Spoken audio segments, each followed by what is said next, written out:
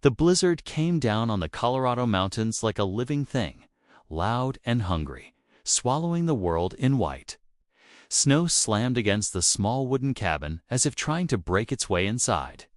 Inside that cabin, Elias Ward sat alone by the stove, staring into a weak fire while holding a cup of coffee that had long gone cold.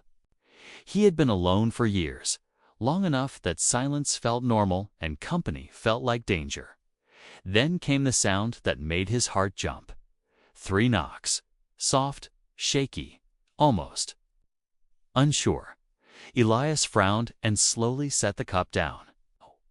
No one ever came this far up the mountain, especially not in a storm like this. He reached for his rifle, stood, and moved toward the door. Another blast of wind rattled the walls, and the knocking came again, weaker this time. Elias took a breath and cracked the door open.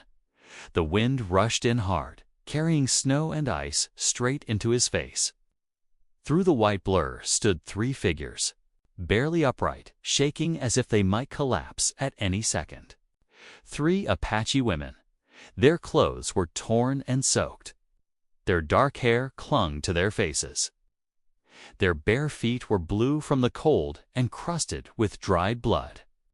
Their eyes were wide, hollow, and full of fear. The oldest one stood in front, tall but clearly exhausted.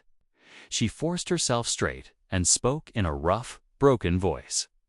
"Please, let us come inside. We need warmth. We have not eaten in days. No one will help us." Elias stood frozen, the firelight flickering across a face that had known too much loss. His first instinct was to shut the door, to return to the loneliness he understood. Solitude had never betrayed him. People had. But then he saw the youngest girl. She was barely more than a child, thin as a shadow, her eyes wild with terror and hunger. His hand trembled on the door. He opened it wider and stepped aside. "Come in." They stumbled past him, nearly collapsing as the door shut behind them. The storm howled on the other side of the walls, but inside the cabin, there was only the sound of shallow breathing and cracking firewood. Elias added a large log to the stove, and the flames flared up, casting a warm glow over their pale, dirt-streaked faces. The eldest woman sat closest to the stove. She carefully helped the other to settle down. The middle sister shook so badly her teeth rattled. The youngest barely moved at all, her breaths thin and weak. Elias brought out an iron pot and poured hot water inside. He added the last of his food, stewed beans, and broken cornbread, the same meal he had been stretching for weeks. The women stared at the pot as if it were a miracle. The eldest whispered something in Apache. When Elias nodded, they began to eat quickly but carefully, their hands shaking as if afraid the food might disappear. Elias sat across from them in silence, watching. The cabin felt strange, alive. There were sounds now, spoons touching metal, fire hissing, breath filling the air. When they finished, Elias brought out 2 thick blankets and laid them over their shoulders. "Stay the night. We'll see what to do in the morning." The eldest woman looked up at him, her eyes strong but worn thin. "We will. Leave early. Thank you for not turning us away." As she moved, Elias noticed dark bruises around her wrists. Rope burns. His jaw tightened, but he said nothing. These women had not only been starving. They had been hurt. The youngest drifted into sleep beside the stove. The middle sister sat close, watching her breathe. In a soft, broken voice, she spoke. "Our tribe cast us out. They said my sister brought bad luck. When soldiers came, many died. They blamed us." Elias listened without moving. Outside, the storm roared, but inside him something stirred. A feeling he thought had died years ago, buried with his wife and children. "Stay," he said quietly. "Leave when the sky's clear." The eldest nodded, tears shining in her eyes. That night, Elias slept on a wooden bench, listening to the steady breathing of 3 strangers near his fire. For the first time in years, the wind outside did not sound lonely. Morning came gray and heavy. Snow had buried the fence and pressed hard against the door. Elias planned to send them on their way before the storm worsened again. He did not have food for 4. He was not built for company. But as he stepped toward the stove, he stopped. Cold. The youngest girl lay curled on the floor, her body shaking violently. Her face burned red, her breathing fast and shallow. Elias touched her forehead and pulled his hand back. She has a fever. The eldest sister looked up, fear breaking through. Her strength? Please, let us stay. Just a few days, until she is better. Elias looked at the 3 of them, starving, exhausted, still standing. He set his rifle down. "All right," he said. "But you help where you can." From that day, the cabin changed. The middle sister cooked what little they had and somehow made it smell rich and warm. The eldest helped Elias chop wood and repair the barn, her movements steady and sure. The youngest stayed by the fire, slowly fighting her sickness, while Elias kept water warm and the flames alive. At night, soft Apache songs filled the cabin. Elias sharpened his knife and listened. The sound wrapped around the walls like a promise. The fire burned low and steady. 4 broken lives sat together in its light, unaware that something deeper had already begun to take shape. The storm loosened its grip over the next few days, but winter still held the mountains tight. Snow lay thick around the cabin, and the sky stayed low and gray. Inside, the fire burned steady, and the cabin no longer felt like a place meant for one man. It felt shared. The youngest girl's fever broke on the 3rd night. Elias woke to the sound of coughing and rushed to the stove, adding wood with shaking hands. When he knelt beside her, her skin was cooler, her breathing slower. Middle sister smiled for the first time since arriving. She pressed her forehead to the girl's hair and whispered, "Thanks." Elias turned away, hiding the tightness in his throat. From then on, days found a rhythm. The middle sister took over the cooking, working with dried beans, cornmeal, and melted snow. Somehow, the meals smelled rich and warm. Elias found himself eating without rushing, tasting food instead of just surviving on it. The eldest sister worked beside him outside whenever the wind allowed it. She chopped wood, hauled water, and fixed loose boards with calm strength. Elias watched her from the corner of his eye, surprised by how steady she was, how natural it felt to work together without words. The youngest grew stronger by the fire. She laughed softly when the flames popped and asked questions about the horses. Elias let her help with small tasks, brushing the animals and carrying kindling. Each laugh sounded like a crack in the long silence he had lived with one evening. As darkness settled early, they sat around the stove. The eldest sister finally spoke of where they came from. She told of a camp south of the mountains, caught between settlers and soldiers. One night, everything burned. Her parents did not escape. When she survived, people called her cursed. She and her sisters were cast out. Since then, they had walked through snow and hunger, sleeping where they could.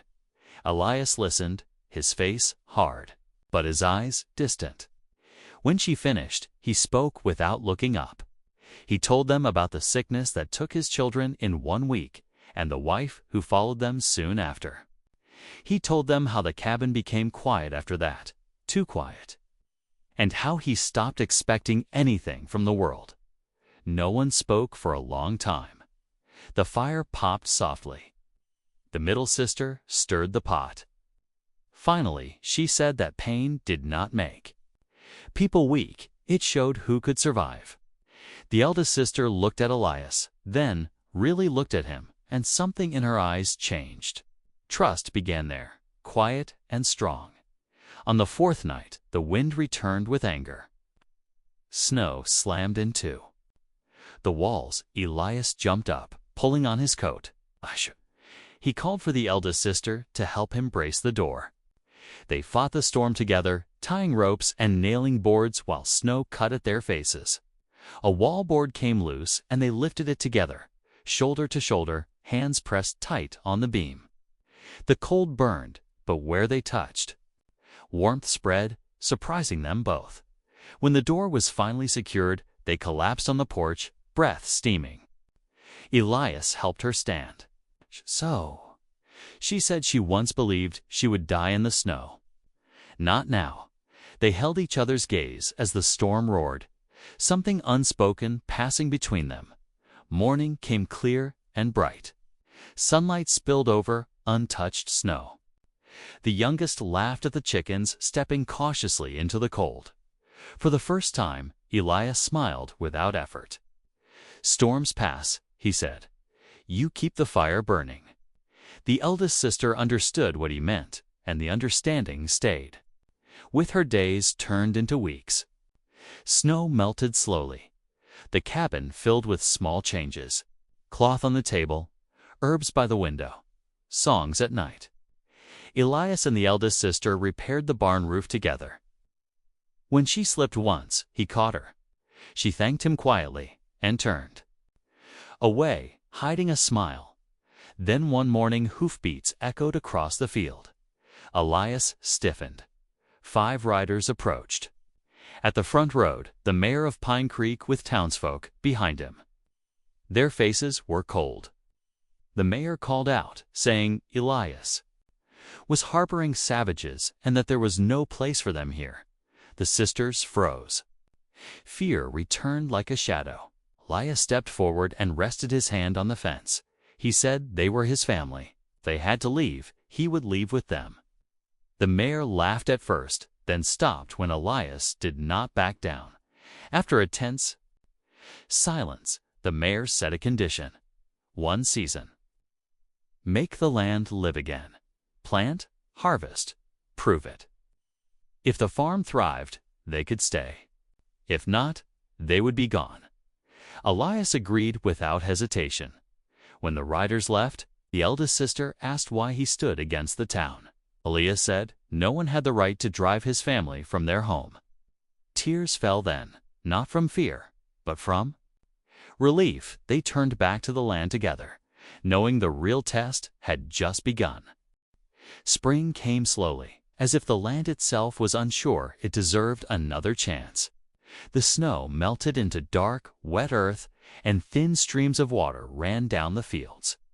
Elias rose before dawn every day, his hands already sore before the sun cleared. The mountains. The eldest sister worked beside him, hauling water, setting fence posts, and digging trenches for irrigation. She moved with quiet strength, her presence steady and sure. When Elias tried to carry more than his share, she only smiled and said she had climbed mountains before. He said nothing, but the look in his eyes said everything. The middle sister and the youngest rebuilt the garden. They planted beans, corn, and squash, pressing seeds into soil that had been lifeless all winter. At night, they sang softly by the fire. Elias played his harmonica, the sound drifting across the fields like a promise. Green shoots broke through the ground, and life returned piece by piece. By early summer, the farm no longer looked abandoned. The barn stood firm. Livestock returned. Smoke curled from the chimney. Laughter carried on the wind. One morning, riders appeared again from Pine Creek. The mayor and the townsfolk stopped at the gate, staring in silence. Before them stood a living farm, tall corn swaying in the breeze, animals strong and fed, and 4 people standing shoulder to shoulder. Elias stepped forward. He said they did it together. The mayor studied the land, then nodded. Oh, the women could stay. Pine Creek needed people like them. When the riders left, relief washed over the field like rain. The eldest sister looked at Elias with full trust, the kind that did not need words. That evening, they shared a meal grown by their own hands. The sun dipped low, painting the sky gold. No one spoke. They did not need to. The cabin was no longer a shelter, it was a home. In the quiet of the Wild West, for souls who had been cast aside found belonging, warmth, and a love built not from promises, but from survival shared.